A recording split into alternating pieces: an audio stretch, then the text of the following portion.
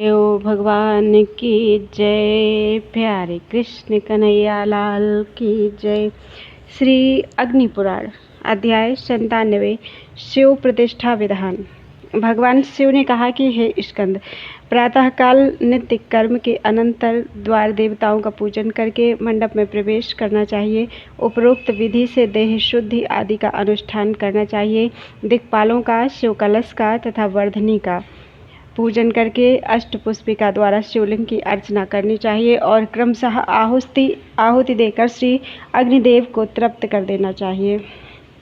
उसके बाद शिव की आज्ञा लेकर अस्त्राय फट का उच्चारण करते हुए मंदिर में प्रवेश करना चाहिए तथा अस्त्राय हुम फट बोलकर वहां के विघ्नों का अपसारण करना चाहिए। शिला के ठीक मध्य भाग में शिवलिंग की स्थापना नहीं करनी चाहिए, क्योंकि वैसा करने पर वेद दोष की आशंका रहती है। इसलिए मध्य भाग को त्याग कर एक या आधा जौ किंचित ईशान भाग का आश्रय लेकर आधार शिला में शिवलिंग की स्थापना करनी चाहिए। मूल मंत्र का उच्चारण करते हुए उस अनंत नामधारिणी सर्वधार स्वरूपणी सर्वव्यापिनी शिला को सृष्टि योग द्वारा अविचल भाव से स्थापित करना चाहिए अथवा निम्नांकित मंत्र से शिव की आसन स्वरूपा उस शिला की पूजा करनी चाहिए। ओम नमो व्यापिनी भगवती स्थिरे अचले ध्रुवे ह्रीं लम ह्रीं स्वाहा।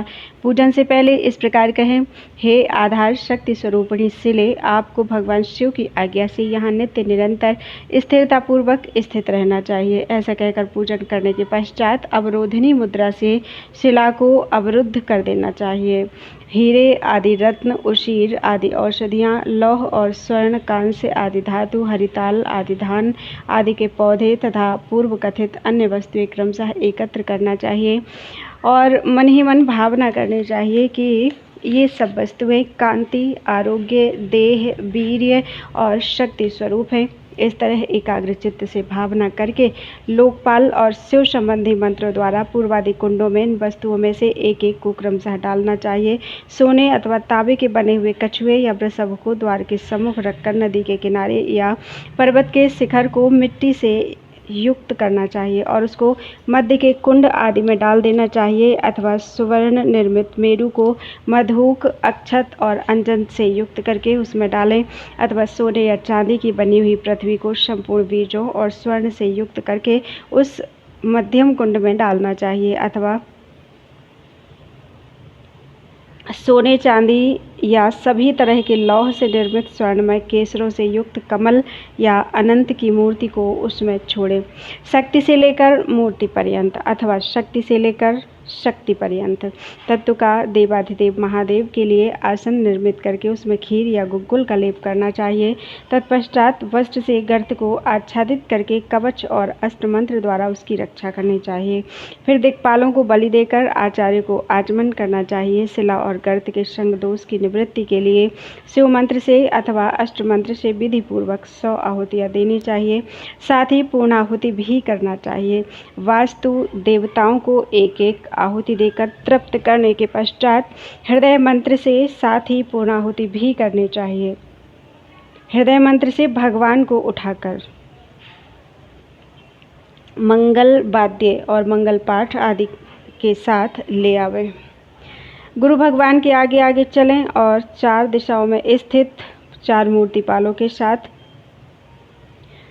यजमान स्वयं भगवान की सवारी के पीछे पीछे चले। मंदिर आदि के चारों तरफ घुमाकर शिवलिंग को भद्र द्वार के सम्मुख नहलावे और अर्घ्य देकर उसको मंदिर के अंदर ले जाए। खुले द्वार से अथवा द्वार के लिए निश्चित स्थान से शिवलिंग को मंदिर में ले जाएं। इन सब के अभाव में द्वार बंद करने वाली शिला से शून्य मार्ग से अथवा उस शिला के ऊपर से होकर मंदिर में प्रवेश का विधान है। दरवाजे से ही महेश्वर को मंदिर में ले जाएं, परंतु उनके द्वार से स्पर्श न होने देना चाहिए। यदि देवालय का समारंभ हो रहा हो तो किसी कोण से भी शिवलिंग को मंदिर के अंदर प्रविष्ट कराया जा सकता है। व्यक्त अथवा स्थूल शिवलिंग के मंदिर प्रवेश के लिए सभी जगह यही विधि समझनी चाहिए। गृह में प्रवेश का मार्ग द्वार ही है, इसका सामान्य लोगों को भी प्रत्यक्ष अनुभव है। यदि बिना द्वार के गृह में प्रवेश किया जाए तो गोत्र का विनाश हो जाता है, ऐसी मान्यता है। तत्पश्चात पीठ पर द्वार के सामने शिवलिंग को स्थापित करके विविध तरह के वाद्यों तथा मंगल सूचक ध्वनियों के साथ उस पर दूर्वा और अक्षत चढ़ावें तथा समुत्तिष्ठ नमः ऐसा कहकर महापाशुपत मंत्र का पाठ करना चाहिए। इसके बाद आचार्य गर्त में रखे हुए घट को वहां से हटाकर मूर्ति पालकों के साथ यंत्र में स्थापित कराएं और उसमें कुमकुम आदि का लेप करके शक्ति और शक्तिमान की एकता का चिंतन करते हुए लयांत मूल मंत्र का उच्चारण करके उस आलम्बन लक्षित घट का स्पर्श पूर्वक पुनः गर्त में ही स्थापना करा देना चाहिए। ब्रह्म भाग के 1 अंश, 2 अंश, आधा अंश अथवा 8वें अंश तक यह संपूर्ण ब्रह्म भाग का ही गर्त में प्रवेश कराएं। फिर नाभि पर्यंत दीर्घाओं के साथ शीशे का आवरण देकर एकाग्र चित्त होकर नीचे के गर्त को बालू से पाट दें और कहें, हे भगवान, आप सुस्थिर हो जाइए। तत्पश्चात लिंग के स्थिर हो जाने पर सकल सावयव रूप वाले परमेश्वर का ध्यान करके सत्यंत मूल मंत्र का उच्चारण करते हुए शिवलिंग के स्पर्श पूर्वक उसमें निष्कलीकरण न्यास करना चाहिए। जिस समय शिवलिंग की स्थापना हो रही हो उस समय जिस दिशा का आश्रय लें उस दिशा के दिक्पाल संबंधी मंत्र का उच्चारण करना चाहिए।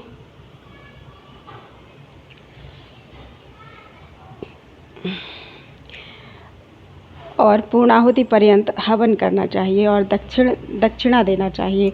यदि शिवलिंग से शब्द प्रकट हो अथवा उसका मुख्य भाग हिले या टूट फूट जाए तो मूल मंत्र से या बहुरूप मंत्र द्वारा 100 आहुतियाँ देनी चाहिए। इसी तरह अन्य दोष प्राप्त होने पर शिव शास्त्रोक्त शांति करना चाहिए। कथित विधि से यदि शिवलिंग में न्यास का विधान किया जाए तो कर्ता दोष का भागी नहीं होता। उसके बाद लक्षण स्पर्श रूप पीठ बंद करके गौरी मंत्र से उसका लय करना चाहिए। फिर पिंडी में सृष्टि न्यास करना चाहिए।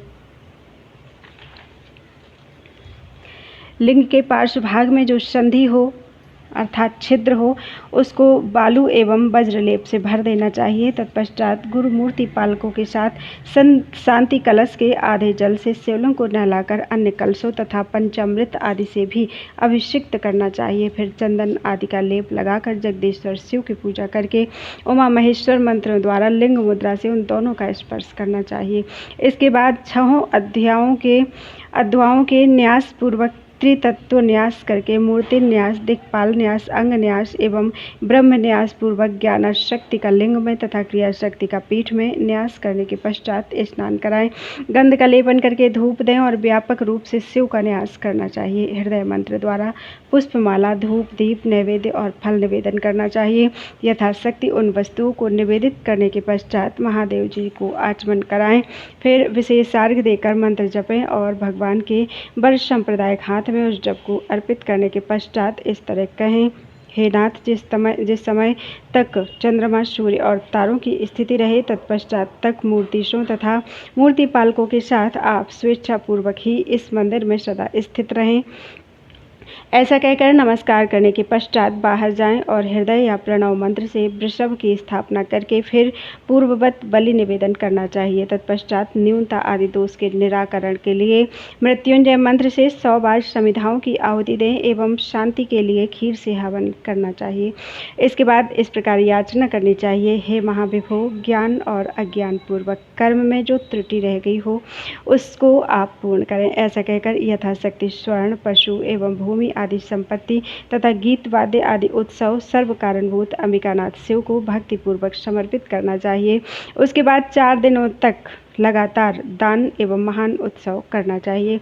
मंत्रज्ञ आचार्य को चाहिए कि उत्सव के इन 4 दिनों में से 3 दिनों तक तीनों समय मूर्ति पालकों के साथ हवन करना चाहिए और चौथे दिन पूर्णाहुति देकर बहुरूप संबंधी मंत्र से चरु निवेदित करना चाहिए। सभी कुंडों में संपाताहुति से शोभित चरु अर्पित करना चाहिए। कथित 4 दिनों तक निर्माल्य न हटावें। चौथे दिन के बाद निर्माल्य हटाकर स्नान कराने के पश्चात पूजन करना चाहिए। सामान्य लिंगों में साधारण मंत्रों द्वारा पूजा करनी चाहिए। लिंग चैतन्य को छोड़कर स्थाणु विसर्जन करना चाहिए। असामान्य लिंगों में क्षमस्व इत्यादि कहकर विसर्जन करना चाहिए। आवाहन, अभिव्यक्ति, विसर्ग, शक्ति रूपता और प्रतिष्ठा, ये 5 बातें मुख्य हैं।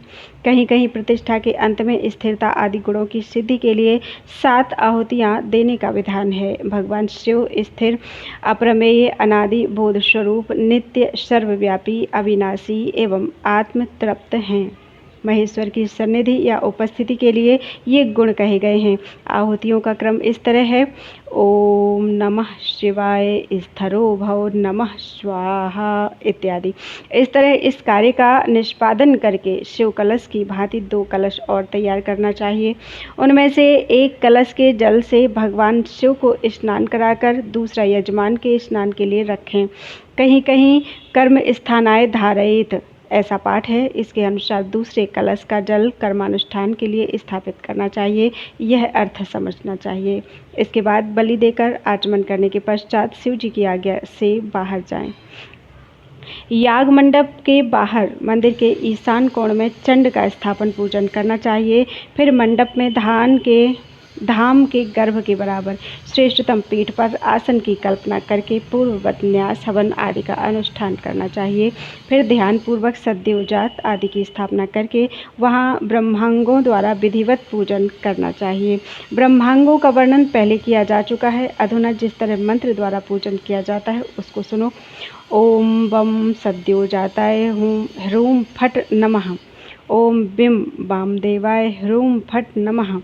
ओम बुम अघोराय ह्रूम फट नमः।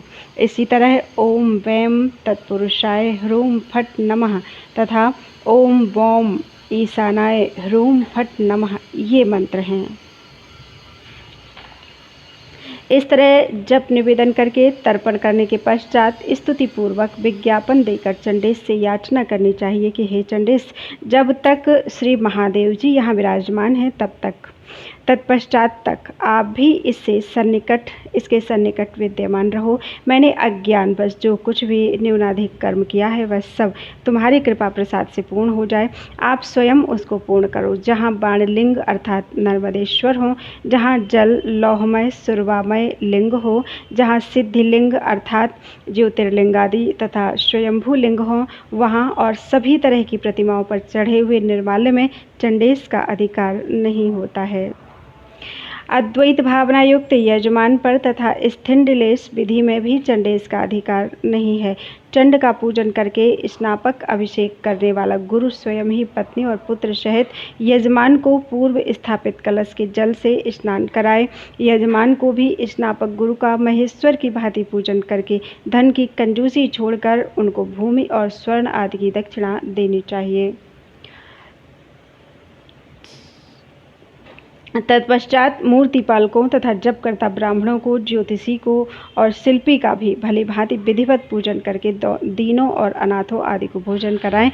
इसके बाद यजमान गुरु से इस तरह याचना करनी चाहिए, हे भगवान, यहाँ सम्मुख करने के लिए मैंने आपको कष्ट दिया है वह सब आप क्षमा करें, क्योंकि हे नाथ आप करुणा के सागर हैं, इसलिए मेरा सारा अपराध भूल जाएं। इस तरह याचना करने वाले यजमान को सद्गुरु को अपने हाथ से कुश पुष्प और अक्षत पुंज के साथ प्रतिष्ठा जनित पुण्य की सत्ता समर्पित करना चाहिए, जिसका स्वरूप चमकते हुए तारों के समान दीप्तिमान है। तत्पश्चात पाशुपत मंत्र का जप करके परमेश्वर को नमस्कार करने के अनंतर भूतगणों को बलि अर्पित करना चाहिए और इस तरह उन सभी को सन्निकट लाकर इस प्रकार निवेदन करना चाहिए। आप लोगों को तत्पश्चात तक यहाँ स्थित रहना चाहिए जिस समय तक महादेव जी यहाँ विराजमान है। वस्त्र आदि से युक्त याग मंडप को गुरु अपने अधिकार में ले ले तथा समस्त उपकरणों से युक्त स्नापन मंडप को शिल्पी को ग्रहण करना चाहिए। अन्य देवता आदि की आगमोक्त मंत्रों द्वारा स्थापना करनी चाहिए। सूर्य के वर्ण भेद के अनुसार उन देवता आदि के वर्ण भेद समझने चाहिए। वे अपने तेजस तत्व में व्याप्त हैं ऐसी भावना करनी चाहिए। साध्य आदि देवता, सरिताएं, औषधियाँ, क्षेत्रपाल और किन्नर आदि ये सब पृथ्वी तत्व के आश्रित हैं। कहीं कहीं सरस्वती, लक्ष्मी और नदियों का स्थान जल में बतलाया गया है। भुवनाधिपतियों का स्थान वही है जहाँ उनकी स्थिति है। अहंकार, बुद्धि और प्रकृति ये 3 तत्व ब्रह्मा के स्थान हैं। तन्मात्रा से लेकर प्रधान पर्यंत 3 तत्व श्री हरि विष्णु के स्थान हैं। नाट्येश, गण, मातृका, यक्षराज, कार्तिकेय तथा गणेश का अंडजादि शुद्ध विद्यांत तत्व है। मायांश देश से लेकर शक्ति पर्यंत तत्व शिवा, शिव तथा उग्र तेज वाले सूर्यदेव का स्थान है। व्यक्त प्रतिमाओं के लिए ईश्वर पर्यंत पद बतलाया गया है। स्थापना की सामग्री में जो कूर्म आदि का वर्णन किया गया है तथा जो रत्न आदि 5 वस्तुएं कही गई हैं उन सभी को देवपीठ के गर्त में डाल दें, परंतु 5 ब्रह्मशिलाओं को उसमें न डालना चाहिए। मंदिर के गर्भ का 6 भागों में विभाजन करके छठे भाग को त्याग दें और 5वें भाग में देवता की स्थापना करनी चाहिए, अथवा मंदिर के गर्भ का 8 भाग करके 7वें भाग में प्रतिमाओं की स्थापना करनी चाहिए, तो वह सुखावह होता है। लेप अथवा चित्रमय विग्रह की स्थापना में पंचभूतों की धारणाओं द्वारा विशुद्धि हो जाती है। वहाँ स्नान आदि कार्य जल से नहीं मानसिक किए जाते हैं। वैसे विग्रहों को शिला एवं रत्न आदि के भवन में रखना चाहिए। उसमें नेत्रोन्मीलन तथा आसन आदि की कल्पना अभीष्ट है। इनकी पूजा जलहीन पुष्पों से करनी चाहिए, जिससे चित्र दूषित न हो। अधुना चल लिंगों के लिए स्थापना की विधि बतलाई जाती है। गर्भ स्थान के 5 अथवा 3 भाग करके एक भाग को छोड़ दें और तीसरे या दूसरे भाग में चल लिंग की स्थापना करनी चाहिए। इसी तरह उनके पीठों के लिए भी करना चाहिए। लिंगों में तत्वभेद से पूजन की प्रक्रिया में भेद होता है। स्फटिक आदि के लिंगों में इष्ट मंत्र से अथवा सृष्टि मंत्र से विधिवत संस्कार होना चाहिए। इसके सिवा वहाँ ब्रह्मशिला एवं रत्न प्रभूति का निवेदन अपेक्षित नहीं है। पिंडिका की योजना भी मन से ही कर लेनी चाहिए। स्वयंभू लिंग और बाणलिंग आदि में संस्कार का नियम नहीं है। उन लिंगों को संगीता मंत्रों से स्नान कराना चाहिए। वैदिक विधि से ही उनके लिए न्यास और हवन करना चाहिए। नदी समुद्र के लिए तथा रोह इनके स्थापन कराने का विधान पूर्ववत है। इहलोक में जो मृत्तिका आदि के अथवा आटे आदि के शिवलिंग का पूजन किया जाता है वह तत्कालिक होता है, अर्थात पूजन काल में ही लिंग निर्माण करके वीक्षण आदि विधान से उनकी शुद्धि करनी चाहिए। तत्पश्चात विधिवत पूजन करना चाहिए। पूजन के पश्चात मंत्रों को लेकर अपने आप में स्थापित करना चाहिए और उस लिंग को जल में डाल देना चाहिए। 1 वर्ष तक ऐसा करने से वह लिंग और उसका पूजन मनोवांछित फल देने वाला होता है। विष्णु आदि देवताओं की स्थापना के मंत्र अलग हैं, उन्हीं के द्वारा उनकी स्थापना करनी चाहिए। इस प्रकार महापुराणों में श्रेष्ठ श्री विष्णु वामपाद स्वरूप कृष्ण द्वैपायन भगवान व्यास कृत अग्नि महापुराण अंतर्गत आगत विषयों का विवेचन संबंधी 97वां अध्याय पूरा हुआ। बोलो वृंदावन बिहारी लाल की जय।